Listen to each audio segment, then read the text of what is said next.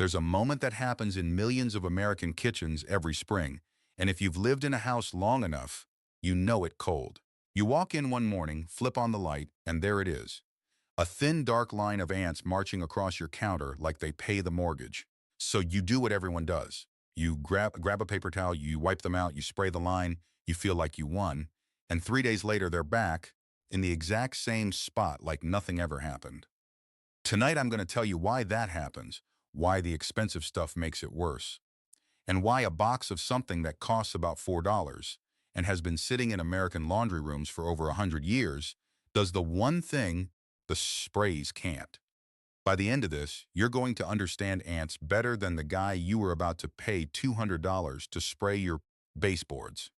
Let me start with a number that should stop you in your tracks. Scientists estimate there are around 20 quadrillion ants alive on Earth right now.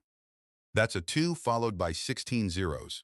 Their combined weight rivals that of all the wild birds and wild mammals on the planet put together. You are not dealing with a few bugs.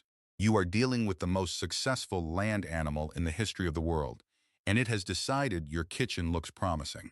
So when you feel like you're losing the battle against ants, understand, you're up against 100 million years of evolution, and a can of spray from the grocery store was never going to be a fair fight. So why does this problem exist in the first place? Why can't you just kill the ones you see and be done with it? Here's the first hidden truth, and it changes everything about how you fight them. The ants on your counter are not the problem. They're not even most of the colony. The ants you can see, the ones marching across the tile, are scouts and foragers, and they're a tiny fraction of the whole operation. Some estimates put the foragers at roughly 10% of the colony, which means 90% of the ants you're fighting are somewhere you'll never see them, in the wall, under the slab, beneath the porch, and that hidden 90% includes the only ant that actually matters, the queen. She can live for years. In some species, a queen can live more than a decade, laying thousands of eggs. And here's the part nobody tells you. As long as she's alive and fed, she will replace every single ant you kill, faster than you can kill them. You are not fighting the ants on the counter. You are fighting a factory you can't see, and you've been attacking the conveyor belt instead of the machine. Now let's talk about why the common solutions fail, because once you understand this, you'll never waste money the same way again.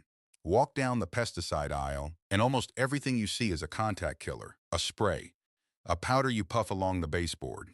And they all promise the same thing: kills on contact, kills fast. And that right there is the trap. Because here's the cruel irony. Killing ants fast is exactly the wrong strategy. When you spray a visible trail, you kill the foragers instantly. Sure, you feel powerful, but you've done nothing to the queen, and worse, you've just taught the colony that this path is dangerous. Many ant species respond to that kind of stress by doing something called budding. The colony splits. A second queen breaks off with part of the workforce, and now instead of one nest, you have two. You sprayed one colony and accidentally manufactured a second one. The exterminator who comes back every quarter is not necessarily cheating you. The fast kill approach genuinely creates repeat business, whether anyone intends it to or not. And then there's the cleaning myth. People believe that if just keep the counter spotless, the ants will leave. But here's what's really happening when you wipe up that trail. Ants navigate by laying down pheromone trails, invisible chemical breadcrumbs, so that when one scout finds your sugar bowl, every ant behind her can follow the exact same road. When you wipe the counter, you erase the trail for a few hours. You don't remove the reason they came. The scouts simply come back, find the food again, and lay a fresh trail. You're not solving anything. You're rinsing the same problem off the counter over and over and calling it a fight. So here's the question this whole video turns on. If spraying makes it worse and cleaning only buys you a few hours, how do you actually kill something you can't even see? How do you reach a queen buried in your wall when you don't even know which wall she's in? And the answer, this is the reveal, is that you don't go to her. You make her ants bring the poison to her. You turn the colony's single greatest strength into the thing that destroys it. And the tool that does it has been sitting in American homes since the 1890s, sold as a laundry booster, costing about $4 a box. Borax, sodium tetraborate. The same humble white powder your great-grandmother used to brighten her wash is one of the most effective colony killers ever discovered. And the reason it works is the reason the sprays can't. Here's the science, and once you hear it, you'll understand why this is so clever it's almost cruel. Borax is what's called a slow-acting stomach poison. The key word is slow. When an ant eats it, it doesn't die on the spot. It feels fine for hours, sometimes a day or more, and that delay is the entire secret. Because of how an ant colony actually feeds itself. Worker ants don't eat solid food at the nest, and they don't keep their meals to themselves. They carry food back and share it mouth to mouth, regurgitating it to feed other workers, the brood, and the queen herself. Entomologists have a name for it, trophallaxis. The whole colony runs on a shared stomach. So when a forager carries your sweet borax bait home and starts passing it around, she's not feeding herself. She's feeding the nursery. She's feeding the other workers. And eventually, she's feeding the queen. By the time the poison acts, it has spread to the one ant you could never reach on your own. You didn't find the queen. Her own daughters delivered the poison straight to her, hand to hand, deep in the wall. That is why borax works where the $200 spray fails. Speed kills foragers. Slowness kills colonies.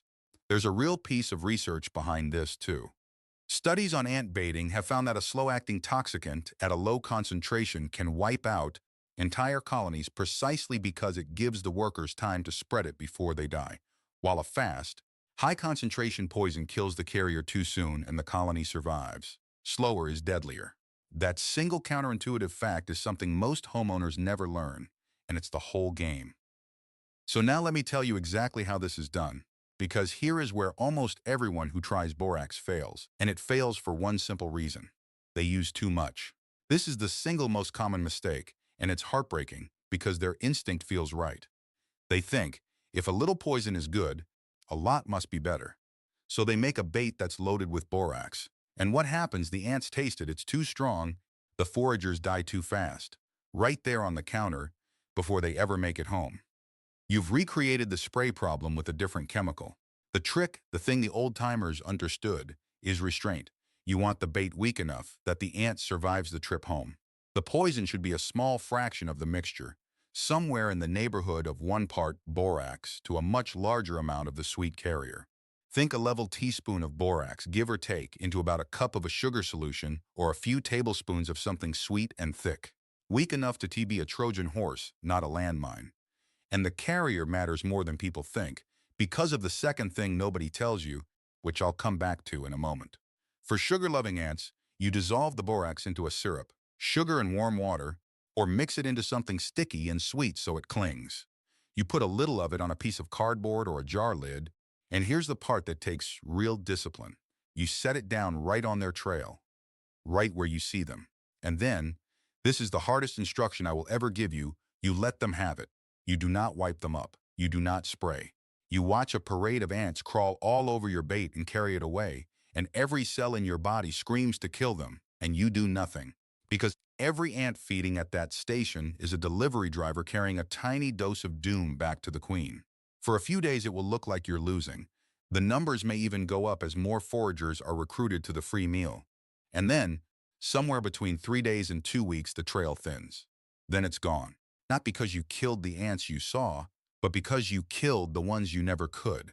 Now here's the second secret, the factor that almost everyone ignores, and the reason borax fails for people, even when they get the recipe right. Are you ready?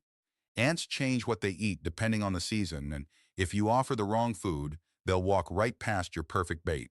This is the thing that separates the people who solve their ant problem from the people who give up and call the exterminator. In the spring and early summer, when the colony is exploding with new larvae, those baby ants need protein. So the foragers are hunting protein. Grease, fat, dead insects, bits of meat. Offer them sugar water in April and they may ignore it completely. But later in the season, the colony's needs shift toward energy, toward carbohydrates, and suddenly that same sugar bait is irresistible.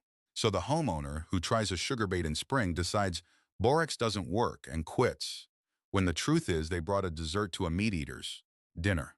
The fix is simple once you know it. If the sweet bait isn't getting takers, you make a second version using something greasy. Mix the borax into peanut butter or a little bacon grease instead of syrup. Put both out. Let the ants tell you what they're hungry for. The ants themselves will show you which one to use if you just watch which station they swarm. So let me build you the complete system, the thing no single product on the shelf gives you, because no one profits from telling you the whole truth at once. The foundation is patience and the bait itself, your weak borax mixture, one sweet and one greasy, set directly on the active trails, left undisturbed for a week or two while the colony poisons itself from the inside. That's the engine of the whole thing. The second layer is cutting off the competition. Your bait has to be the most appealing food in the room, so while it's working, you do finally clean, but you clean everything except the bait. Wipe down the counters, sweep the crumbs, put the sugar and the honey and the open cereal into sealed containers, fix the dripping faucet, take out the trash. Not to drive the ants away, the bait keeps them coming, but to make sure your poisoned offering is the best meal in the house, with no crumbs competing for their attention. The third layer is the border. Once the colony is dead, you keep the next one from moving in, and you do it by closing the doors.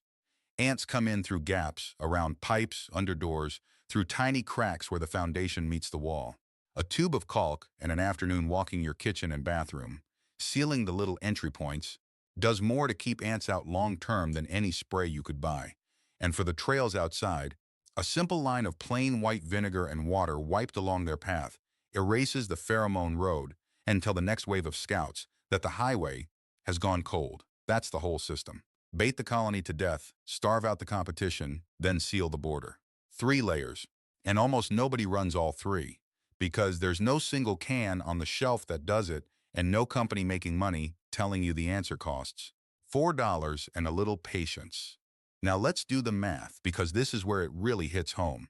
A professional extermination service for ants typically runs somewhere from $150 to $350 for a treatment, and most of them want you on a quarterly plan.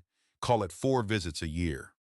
Even on the low end, you're looking at $600 a year, and on the higher end, well past $1,000 year after year, often using bait stations built on the very same principle I just handed you for free. Now compare that. A $4 box of borax that will outlast a dozen ant seasons. Sugar you already own. A jar of peanut butter from the pantry. A bottle of vinegar for under $3. A tube of caulk for a couple bucks.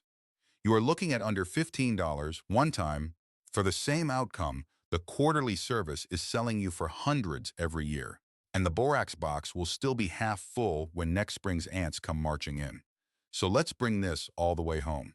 Remember that thin, dark line of ants on your counter from the start? The one that always came back no matter how many times you wiped it away? Now you understand why. You were killing the wrong 10%.